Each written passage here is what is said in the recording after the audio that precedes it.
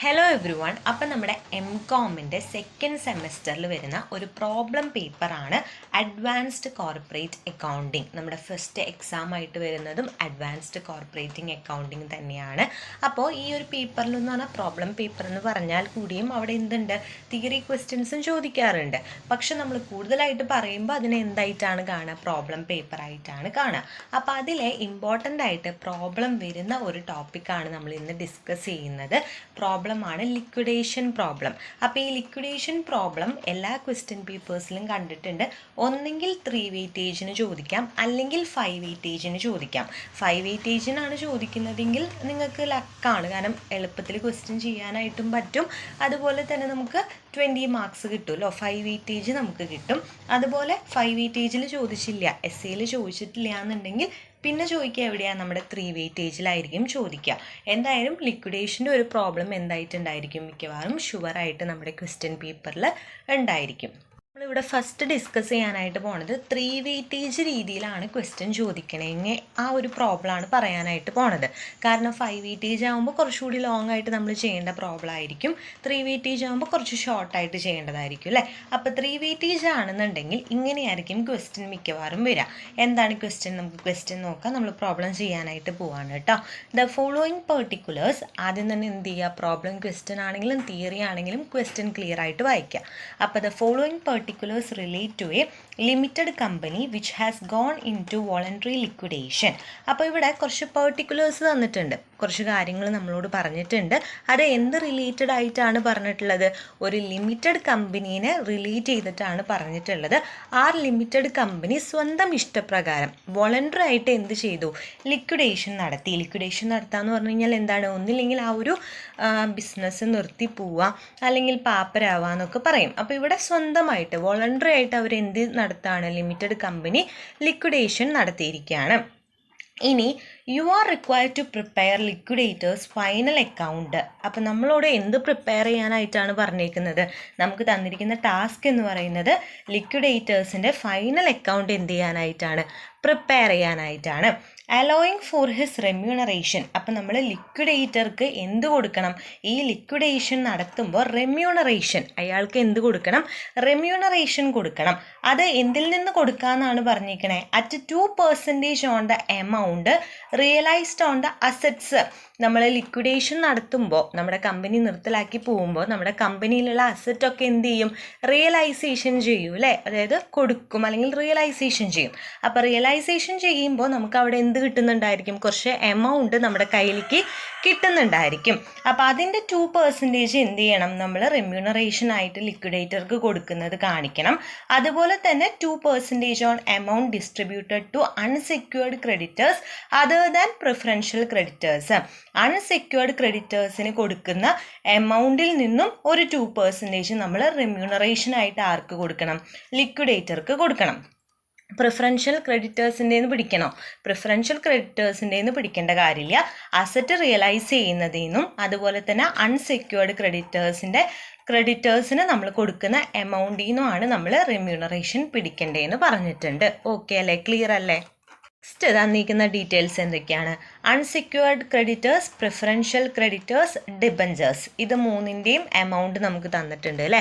അപ്പോൾ ഇതൊക്കെ നമ്മൾ എന്ത് ചെയ്യേണ്ടതാ, നമുക്ക് കമ്പനിയിലേക്ക് ലിക്വിഡേഷൻ നടത്തുമ്പോൾ കിട്ടുന്നതാണോ, അല്ല, ലിക്വിഡേഷൻ ചെയ്യുമ്പോൾ നമ്മൾ കൊടുക്കേണ്ടതാണ്. അൺസെക്യൂർഡ് ക്രെഡിറ്റേഴ്സിനും പ്രിഫറൻഷ്യൽ ക്രെഡിറ്റേഴ്സിനും ഡിബഞ്ചേഴ്സിനും നമ്മൾ കൊടുത്തു തീർക്കേണ്ട എമൗണ്ടാണ് ഇതൊക്കെ ഉള്ളത്.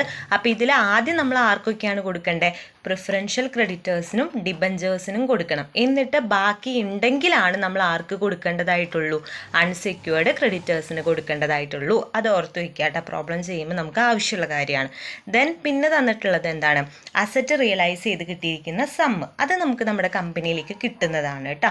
അത് തന്നിട്ടുണ്ട്. എന്തൊക്കെയാണ്, ക്യാഷ് ഇൻ ഹാൻഡ് തന്നിട്ടുണ്ട്, ലാൻഡ് ആൻഡ് ബിൽഡിംഗ് തന്നിട്ടുണ്ട്, പ്ലാന്റ് ആൻഡ് മെഷീനറി തന്നിട്ടുണ്ട്, ഫിക്ചേഴ്സ് ആൻഡ് ഫിറ്റിങ്സ് തന്നിട്ടുണ്ട്. ഇത്രയാണ് നമുക്ക് അസറ്റ്സിൻ്റെ കാര്യവും പിന്നെ അതുപോലെ നമ്മൾ ചെയ്യേണ്ട പേയ്മെൻറ്റ്സിൻ്റെ കാര്യമൊക്കെ പറഞ്ഞിട്ടുള്ളത്. പറഞ്ഞിട്ടുള്ളത്. നെക്സ്റ്റ് പറഞ്ഞിട്ടുള്ളത് എന്താ, ലിക്വിഡേഷൻ എക്സ്പെൻസസ് എന്ന് പറയുന്നത് ഒരു 2000 വരുന്നുണ്ടെന്ന് പറയുന്നുണ്ട്. അപ്പം നമുക്ക് കമ്പനിയിൽ ലിക്വിഡേഷൻ നടത്തുമ്പോൾ അതിന് വേണ്ടി വന്നിട്ടുള്ള എക്സ്പെൻസസ് പറഞ്ഞിട്ടുണ്ട്. എത്രയാണ്? 2000 ആണെന്ന് പറഞ്ഞിട്ടുണ്ട്. അതുപോലെ തന്നെ ഒരു കോളിൻ്റെ കാര്യം പറഞ്ഞിട്ടുണ്ട്. Call of 2 per share on partly paid 10,000 equity shares was made and duly paid except in case of one shareholder owning 500 shares. അപ്പോൾ 10,000 ഇക്വിറ്റി ഷെയർസിൻ്റെ ഒരു കോള് നടന്നിട്ടുണ്ട്. പക്ഷെ അത് ഫുള്ളായിട്ട് കോള് നടന്നിട്ടുണ്ടോ? ഇല്ല, പാർട്ട്ലിയേ നടന്നിട്ടുള്ളൂ. 2 per ഷെയറിന് മാത്രമാണ് അവർ കോൾ ചെയ്തിട്ടുള്ളൂ. അപ്പോൾ അത് മൊത്തം 10,000 ഇക്വിറ്റി ഷെയർസ് ഉണ്ട്. അതിൽ ഒരു ഷെയർ ഹോൾഡർ 500 ഷെയർസ് ഉള്ള ഒരു ഷെയർ ഹോൾഡർ എന്ത് ചെയ്തിട്ടില്ല? എമൗണ്ട് അടച്ചിട്ടില്ല. അപ്പോൾ ഇവിടെ നമ്മൾ എന്ത് കണ്ടാൽ മതി? 10,000 500 പോകുമ്പോൾ 9,500 ഇൻറ്റു 2 അതാണ് നമുക്ക് കിട്ടിയിരിക്കുന്ന കോൾ എമൗണ്ട് എന്ന് പറയുന്നത്. ഓക്കെ, അത് നമ്മൾ കാണിക്കേണ്ടതായിട്ട് വരും.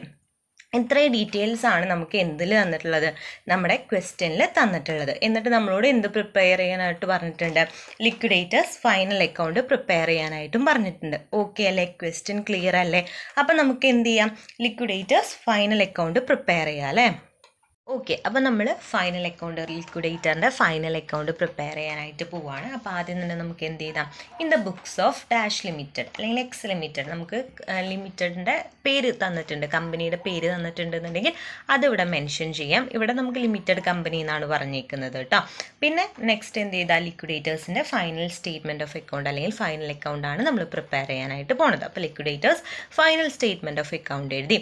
നെക്സ്റ്റ് നമുക്ക് 4 കോളംസ് ആണ് നമ്മുടെ ഫോമാറ്റിൽ വേണ്ടത്. ഫോമാറ്റ് അല്ല, നമ്മുടെ ആ ഒരു ഇതിൽ വേണ്ടത്, സ്റ്റേറ്റ്മെൻറ്റിൽ വേണ്ടത്. അത് നിങ്ങൾ ചെയ്യുന്ന സമയത്ത് കുറച്ചുകൂടി ക്ലിയർ ആയിട്ട് എന്ത് ചെയ്യുക? ടേബിളൊക്കെ വരച്ച് നല്ല സെറ്റായിട്ട് എഴുതാം കേട്ടോ. അപ്പോൾ ഇവിടെ നമുക്ക് ഈ ഒരു സൈഡിൽ നമുക്ക് എന്താണ് എഴുതേണ്ടത്? നമുക്ക് വന്നിട്ടുള്ള റെസിപ്റ്റുകൾ, അതായത് ലിക്വിഡേഷൻ, നമ്മുടെ കമ്പനിയിൽ ലിക്വിഡേഷൻ നടക്കുമ്പോൾ നമുക്ക് കിട്ടിയിട്ടുള്ള റെസിപ്റ്റുകൾ. നമുക്ക് കിട്ടിയിട്ടുള്ള റെസിപ്റ്റ് എന്ന് പറയുമ്പോൾ എന്തൊക്കെ വരും? അസറ്റ് റിയലൈസ് ചെയ്തത് വരും അല്ലേ? അതുപോലെ ഒരു കോൾസിൻ്റെ കാര്യം നമ്മൾ ലാസ്റ്റ് പറഞ്ഞിട്ടുണ്ടായി, ആ കോൾസിൻ്റെ എമൗണ്ട് വരും. അതൊക്കെയാണ് നമ്മുടെ റെസിപ്റ്റ് സൈഡ് നമ്മൾ കൊടുക്കേണ്ടത്. ആൻഡ് ഈ സൈഡ് എന്ന് പറയുന്നത് എന്താണ്? പേയ്മെൻറ്റ് സൈഡാണ്. നമ്മുടെ കമ്പനിയിൽ ലിക്വിഡേഷൻ നടത്തുമ്പോൾ നമ്മൾ എന്തൊക്കെ പേയ്മെൻറ്റ് ചെയ്യേണ്ടതായിട്ട് വന്നു? നമ്മൾ ഡിബഞ്ചേഴ്സിന് കൊടുക്കണം, അതുപോലെ തന്നെ ആർക്കാണ് നമ്മൾ റെമ്യൂണറേഷൻ ലിക്വിഡേറ്റർക്ക് കൊടുക്കണം, പ്രിഫറൻഷ്യൽ ക്രെഡിറ്റേഴ്സിന് നമ്മൾ പേയ്മെൻറ്റ് കൊടുക്കണം എന്നൊക്കെ പറഞ്ഞിട്ടുണ്ടായിരുന്നു അല്ലേ? ആ പേയ്മെൻറ്റ്സ് ഒക്കെയാണ് ഈ സൈഡിൽ വരേണ്ടത്. ഓക്കെ അല്ലേ? ഇത്രയാണ് നമ്മുടെ ഫൈനൽ അക്കൗണ്ടിൽ വരേണ്ടതായിട്ടുള്ളൂ. ഓക്കെ, അപ്പോൾ നമുക്ക് ചെയ്തു തുടങ്ങാം. അപ്പോൾ ഫസ്റ്റ് നമുക്കിവിടെ എന്ത് എഴുതാം? 2 assets realized എഴുതാം. 2 assets realized, അതാണ് നമ്മുടെ ഫസ്റ്റത്തെ എന്തെന്ന് പറയുന്നത്? റെസിപ്റ്റ് എന്ന് പറയുന്നത്. എന്നിട്ട് നമുക്ക് ക്വസ്റ്റ്യനിൽ ഓൾറെഡി തന്നിട്ടുള്ളത്, നമുക്ക് ഓൾറെഡി തന്നിട്ടില്ലേ? അസറ്റ് എന്തൊക്കെ റിയലൈസ് ചെയ്തു, അതിൻ്റെ സംസ് തന്നിട്ടില്ലേ? അതൊക്കെ അതേപോലെ എന്ത് ചെയ്യാം? എഴുതി വയ്ക്കാം. ഓക്കെ, അപ്പോൾ അതെല്ലാം നമ്മൾ എഴുതി, എമൗണ്ടൊക്കെ അതുപോലെ തന്നെ എഴുതി. അത് കഴിഞ്ഞിട്ട് ഇതിനെന്ത് ചെയ്യുക? ടോട്ടൽ ചെയ്യുക. ടോട്ടൽ ചെയ്യുമ്പോൾ നമുക്ക് എത്ര കിട്ടും? 2,68,000 കിട്ടി. ഓക്കെ, ഇതുവരെ ക്ലിയർ അല്ലേ? നെക്സ്റ്റ് ഇനി നമുക്ക് കോൾസ് ഉണ്ട് അല്ലേ? കോൾസ് നമ്മൾ പറഞ്ഞിട്ടുണ്ടായിരുന്നു ക്വസ്റ്റ്യനിൽ മൊത്തം 10,000 കോൾസ് ഇക്വിറ്റി ഷെയർസ് ഉണ്ട്.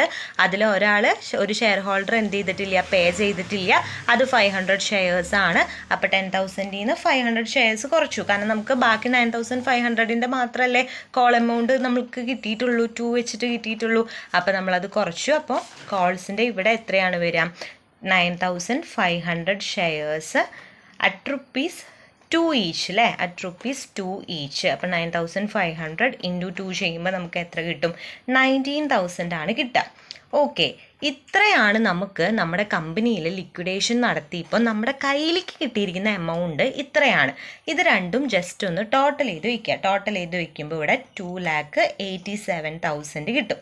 ഓക്കെ, ഇതാണ് നമ്മുടെ കയ്യിൽ നമ്മുടെ കമ്പനിയിൽ ലിക്വിഡേഷൻ നടത്തിയപ്പോൾ ആകെ കിട്ടിയിരിക്കുന്ന എമൗണ്ട്. ഇനി ഈ എമൗണ്ട് വെച്ചിട്ട് നമ്മൾ എന്ത് ചെയ്യണം? പേയ്മെൻറ്റ്സ് ഒക്കെ നടത്തണം. ഓക്കെ, ഈ എമൗണ്ട് വെച്ചിട്ടേ നമുക്ക് പേയ്മെൻറ്റ്സ് നടത്താനായിട്ട് പറ്റുള്ളൂ. ഇതിൽ കൂടുതൽ നമ്മുടെ കമ്പനിയിൽ എന്തെങ്കിലും ഉണ്ടോ? ഒന്നും തന്നെ ഇല്ല. അപ്പോൾ ഈ എമൗണ്ട് വെച്ചിട്ട് നമുക്ക് കൊടുത്തു തീർക്കാനുള്ള പേയ്മെൻ്റ് ഒക്കെ കൊടുത്തു തീർക്കണം. അത് എങ്ങനെയാണെന്ന് നോക്കാം അല്ലേ? അപ്പോൾ ഈ സൈഡ് നമുക്ക് ഫസ്റ്റ് എന്ത് എഴുതാം? ലിക്വിഡേഷൻ എക്സ്പെൻസസ് ചെയ്തിട്ട് അത് നമുക്ക് ഡയറക്റ്റ് തന്നിട്ടുണ്ട്. Liquidation expenses by liquidation expenses എത്രയാണ് നമുക്ക് ലിക്വിഡേഷൻ എക്സ്പെൻസസ് വരും എന്ന് പറഞ്ഞിട്ടുള്ളത്? 2,000 ഇവിടെ പറഞ്ഞിട്ടുണ്ട്. Liquidation expenses amount to 2,000. അപ്പോൾ ആ ലിക്വിഡേഷൻ എക്സ്പെൻസസ് നമ്മളിവിടെ എന്ത് എഴുതി? 2,000 എഴുതി. നെക്സ്റ്റ് നമുക്ക് എന്ത് ചെയ്യാം, ലിക്വിഡേറ്ററിൻ്റെ റെമ്യൂണറേഷൻസ് കൊടുക്കാം അല്ലേ.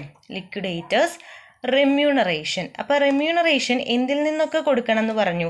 2% ഓൺ അസറ്റ് റിയലൈസ്ഡ്. ഒരെണ്ണം അസറ്റ് റിയലൈസ്ഡിൻ്റെ മേൽ 2% എന്ന് പറഞ്ഞു. അപ്പോൾ ഇവിടെ എത്രയാണ് അസറ്റ് റിയലൈസ് ചെയ്യുമ്പോൾ കിട്ടുന്ന ഫുൾ എമൗണ്ട്? 2,68,000 അല്ലേ. അപ്പോൾ ഈ 2,68,000ൻ്റെ 2% എടുക്കുക. അപ്പോൾ നമുക്ക് എത്ര കിട്ടും? 5,360 കിട്ടും. പിന്നെ കൊടുക്കേണ്ടത് 2% ഓൺ അൺസെക്യൂർഡ് ക്രെഡിറ്റേഴ്സ് ആണ്. എന്താണ്? 2% ഓൺ അൺസെക്യൂർഡ് ക്രെഡിറ്റേഴ്സ്. പക്ഷേ ഇവിടെ അൺസെക്യൂർഡ് ക്രെഡിറ്റേഴ്സ് എത്രയാണ് എമൗണ്ട് പറഞ്ഞിരിക്കുന്നത്? 2,24,000 ആണ് പറഞ്ഞിട്ടുള്ളത്. പക്ഷേ ഈ 2,24,000 നമ്മുടെ കയ്യിൽ കൊടുക്കാനായിട്ട് ഉണ്ടാവുമോ? അവരെ ഫുള്ളായിട്ട് നമുക്ക് സെറ്റിൽമെൻറ്റ് ചെയ്യാനായിട്ട് പറ്റുമോ? പറ്റിയെന്ന് വരില്ല. കാരണം എന്താണ്? നമ്മൾ ആദ്യം ആരെയാണ് സെറ്റിൽ ചെയ്യേണ്ടതെന്ന് പറഞ്ഞു. ക്വസ്റ്റ്യൻ പറഞ്ഞപ്പോഴേ പറഞ്ഞിട്ടുണ്ടായി, പ്രിഫറൻഷ്യൽ ക്രെഡിറ്റേഴ്സിനെയും ഡിബഞ്ചേഴ്സിനെയും ഒക്കെ സെറ്റിൽ ചെയ്ത് അതുപോലെ തന്നെ ലിക്വിഡേഷൻ എക്സ്പെൻസസ് ഒക്കെ മീറ്റ് ചെയ്ത് എല്ലാം കഴിഞ്ഞിട്ട് മാത്രമാണ് നമുക്ക് നമ്മുടെ റെമ്യൂണറേഷൻ കൊടുത്തതിന് ശേഷം മാത്രമാണ് നമുക്ക് അൺസെക്യൂർഡ് ക്രെഡിറ്റേഴ്സിനെ എന്ത് ചെയ്യാനായിട്ട് പറ്റുള്ളൂ? സെറ്റിൽ ചെയ്യാനായിട്ട് പറ്റുള്ളൂ. അപ്പോൾ അവർക്ക് നമ്മൾ ലാസ്റ്റ് വരുന്ന എമൗണ്ടിൽ നിന്ന് ഒരു എമൗണ്ട് കൊടുക്കുകയാണ് ചെയ്യാം. അപ്പോൾ ഇത്രയും എമൗണ്ട് തന്നെ കൊടുത്ത് അവരെ സെറ്റിൽ ചെയ്യണമെന്ന് എന്തില്ല, ഒരു നിർബന്ധവുമില്ല. അപ്പോൾ അതുകൊണ്ട് നമുക്ക് ഈ 2,24,000 2% കണ്ടിട്ട് റെമ്യൂണറേഷൻ കൊടുക്കാനായിട്ട് പറ്റില്ല. പകരം നമ്മൾ എന്താണ് ചെയ്യേണ്ടത്? നമ്മൾ ഈ ഒരു അക്കൗണ്ടിൻ്റെ പുറത്തേക്ക് വരണം. എന്നിട്ട് വർക്കിംഗ് നോട്ട് പോലെ ചെയ്തിട്ട് വേണം നമ്മൾ ആ ഒരു എമൗണ്ട് കണ്ടുപിടിക്കാൻ. ഓക്കെ. അപ്പോൾ ഇത് വർക്കിംഗ് നോട്ടാണ്. വർക്കിംഗ് നോട്ടിൽ നമ്മൾ ഫസ്റ്റ് എടുക്കേണ്ടത് ടോട്ടൽ ഓഫ് റിസീപ്റ്റ് സൈഡ്. അതായത് നമ്മൾ റിസീപ്റ്റ് സൈഡ് ഓൾറെഡി ചെയ്ത് ഫുള്ളാക്കിയല്ലോ. അപ്പോൾ റിസീപ്റ്റ് സൈഡിൽ നമുക്ക് ടോട്ടൽ വന്നിട്ടില്ലേ? ഇവിടെ നോക്ക്, നമ്മൾ ടോട്ടൽ ചെയ്ത് വെച്ചിട്ടുണ്ട്. 2,87,000 ആണ് ആകെ നമ്മുടെ കയ്യിലുള്ളൂ എന്ന് നമ്മൾ പറഞ്ഞിട്ടുണ്ട്. അപ്പോൾ ആ 2,87,000 എടുക്കാം. ഇതിൽ നിന്ന് നമ്മൾ എന്തൊക്കെ പേയ്മെൻറ്റ് നടത്തണം, എന്തൊക്കെ ചെയ്യണം? ലിക്വിഡേഷൻ എക്സ്പെൻസസ് അത് നമ്മൾ എന്തായാലും മീറ്റ് ചെയ്തേ പറ്റൂ. എത്ര റുപ്പിയുണ്ട്? 2,000 ഉണ്ട്. അത് നമ്മൾ എന്തായാലും മീറ്റ് ചെയ്യണം. നെക്സ്റ്റ് എന്താണ്? ലിക്വിഡേറ്റേഴ്സിൻ്റെ റെമ്യൂണറേഷൻ. ഒരു റെമ്യൂണറേഷൻ നമുക്കറിയാം, അസറ്റ് റിയലൈസ് ചെയ്തിട്ട് നമുക്ക് എത്രയാണ്? 5,360 എന്തായാലും സെറ്റിൽ ചെയ്യണമെന്ന് അറിയാം. അതവിടെ എടുക്കട്ടെ. നെക്സ്റ്റ് നമ്മുടെ ഡിബഞ്ചേഴ്സ് ആണ് തീർക്കേണ്ടത്. ഡിബഞ്ചർ ഹോൾഡേഴ്സിന് കൊടുക്കണം 75,000. അതൊക്കെ നമ്മുടെ ക്വസ്റ്റ്യനിൽ ഓൾറെഡി ഉണ്ട് കേട്ടോ. നെക്സ്റ്റ് പ്രിഫറൻഷ്യൽ ക്രെഡിറ്റേഴ്സിനെ സെറ്റിൽ ചെയ്യണം. പ്രിഫറൻഷ്യൽ ക്രെഡിറ്റേഴ്സിനെ സെറ്റിൽ ചെയ്യാനായിട്ട് നമുക്ക് വേണ്ടത് എത്രയാണ്? 70,000. ഇത്രയും നമ്മൾ എന്തായാലും സെറ്റിൽ ചെയ്തിരിക്കണം. ഇത് സെറ്റിൽ ചെയ്തിട്ട് ബാക്കിയുള്ള എമൗണ്ടേ നമുക്ക് അൺസെക്യൂർഡ് ക്രെഡിറ്റേഴ്സിന് കൊടുക്കാനായിട്ട് പറ്റുള്ളൂ. അപ്പോൾ ഇത് മൊത്തം നമ്മൾ എന്ത് ചെയ്യാം? ഈ 2,87,000 ലെസ് ചെയ്യണം. ഇത് മൊത്തം ആഡ് ചെയ്യുമ്പോൾ നമുക്ക് എത്ര കിട്ടും? 1,52,360 കിട്ടും. അപ്പം നമ്മൾ 2,87,000 ഈ 1,52,360 കുറയ്ക്കുമ്പോൾ നമുക്ക് ബാലൻസ് കിട്ടുന്ന എമൗണ്ട് ആണ് 1,34,640. ഓക്കെ. അപ്പോൾ ഈ എമൗണ്ട് അൺസെക്യൂർഡ് ക്രെഡിറ്റേഴ്സിന് കൊടുക്കാനായിട്ട് പറ്റുമോ? ഈ എമൗണ്ട് കൊടുക്കാനായിട്ട് പറ്റില്ല. ഇതിൽ നിന്ന് നമ്മൾ എന്ത് കിട്ടണം? ഇതിൽ നിന്ന് നമ്മുടെ റെമ്യൂണറേഷൻ 2% റെമ്യൂണറേഷനില്ലേ, ആ 2% റെമ്യൂണറേഷൻ പിടിച്ചിട്ട് ബാലൻസ് ഉള്ള എമൗണ്ടാണ് അൺസെക്യൂർഡ് ക്രെഡിറ്റേഴ്സിന് കൊടുക്കുക. സിമ്പിളാണ് പറയാം. ഇനി ഇതിൽ നിന്ന് റെമ്യൂണറേഷൻ കാണാനായിട്ട് എന്ത് ചെയ്താൽ മതി? റെമ്യൂണറേഷൻ കാണാനായിട്ട് ഈ എമൗണ്ട് എടുക്കുക, 1,34,640 ഇൻറ്റു 2% ചെയ്യരുത് കേട്ടോ. അപ്പോൾ അത് തെറ്റിപ്പോവും. പകരം എന്ത് ചെയ്യണം? ഇൻറ്റു 2/102. ആ 102 എങ്ങനെയാണ് വന്നേ? 100 മൊത്തം, പിന്നെ അതിൻ്റെ കൂടെ 2% എന്നല്ലേ പറഞ്ഞേ, ആ 2% ആഡ് ചെയ്യാം.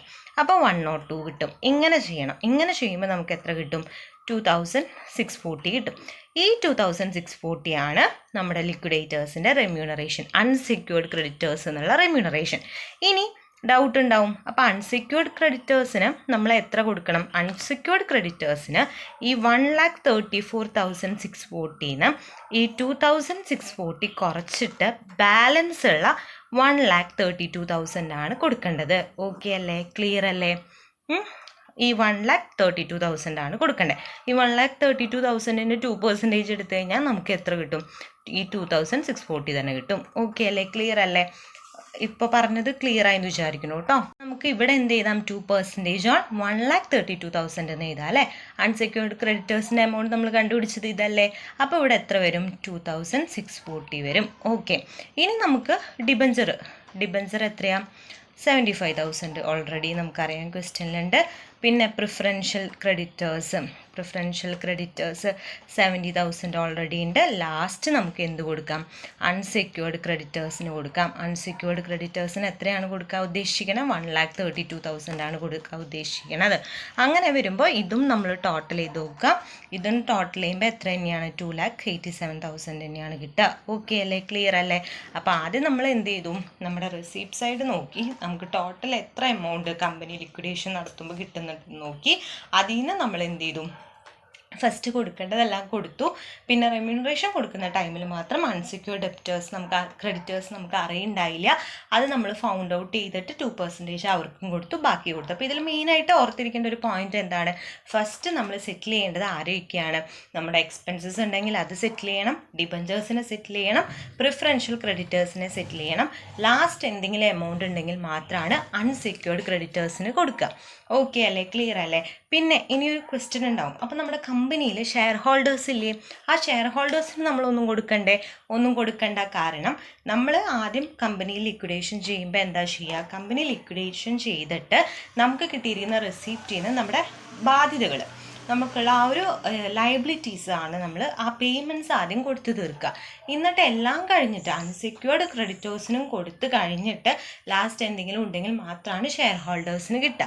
ഈ കേസിൽ ഷെയർ ഹോൾഡേഴ്സിന് വല്ലതും കിട്ടുമോ, ഒന്നും കിട്ടില്ല. കാരണം ഉള്ള എമൗണ്ട് വെച്ചിട്ട് അൺസെക്യൂർഡ് ക്രെഡിറ്റേഴ്സിനെ പോലും നമുക്ക് എന്ത് ചെയ്യാനായിട്ട് പറ്റിയില്ല, പേയ്മെൻറ്റ് ഫുള്ളായിട്ട് സെറ്റിൽ ചെയ്യാനായിട്ട് പറ്റിയില്ല.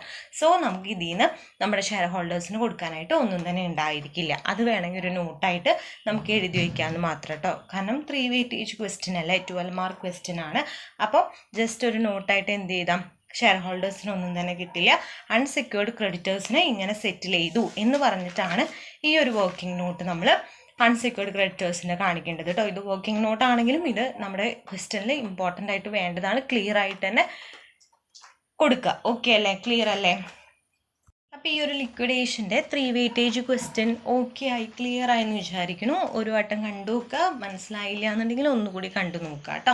അതേപോലെ തന്നെ ഇതിൻ്റെ നോട്ട്സ്, ഈ ഒരു ക്വസ്റ്റ്യനും ആൻസറായിട്ടൊക്കെയുള്ള നോട്ട് നമ്മുടെ ടെലിഗ്രാം ഗ്രൂപ്പിൽ നമ്മൾ അപ്ലോഡ് ചെയ്യുന്നുണ്ട്. അപ്പോൾ അതിൽ ജോയിൻ ചെയ്യാത്തവരുണ്ടെങ്കിൽ ഞാൻ ലിങ്ക് കമൻറ്റ് ബോക്സിലും ഡിസ്ക്രിപ്ഷനിലും കൊടുക്കാം. അതിലും ജസ്റ്റ് ഒന്ന് ജോയിൻ ചെയ്താൽ ഇതിൻ്റെ നോട്ട്സ് കിട്ടും. അപ്പോൾ അത് നിങ്ങൾക്ക് ഹെൽപ്ഫുൾ ആവുമെന്ന് വിചാരിക്കുന്നു. അതുപോലെ തന്നെ ഇതിൻ്റെ 5 വെയിറ്റേജ് ലിക്വിഡേഷൻ്റെ 5 വെയിറ്റേജ് പ്രോബ്ലം, ബാക്കി ഇമ്പോർട്ടൻ്റ് ആയിട്ട് വരുന്ന പ്രോബ്ലം തിയറിയൊക്കെ നമുക്ക് നെക്സ്റ്റ് ഇതിൽ ഡിസ്കസ് ചെയ്യാം കേട്ടോ. അപ്പോൾ വീഡിയോ യൂസ്ഫുൾ ആയിട്ടുണ്ടെന്നുണ്ടെങ്കിൽ ജസ്റ്റ് നമ്മുടെ വീഡിയോ ആദ്യമായിട്ട് കാണുന്നവരുണ്ട്, സബ്സ്ക്രൈബ് ചെയ്യാത്തവരുണ്ടെങ്കിൽ ഒന്ന് ജസ്റ്റ് സബ്സ്ക്രൈബ് ചെയ്തേക്കുക. പിന്നെ നിങ്ങൾക്ക് എന്തെങ്കിലും ഡൗട്ട് ഉണ്ടെങ്കിൽ അത് കമൻറ്റ് ബോക്സിൽ ചോദിക്കുക കേട്ടോ.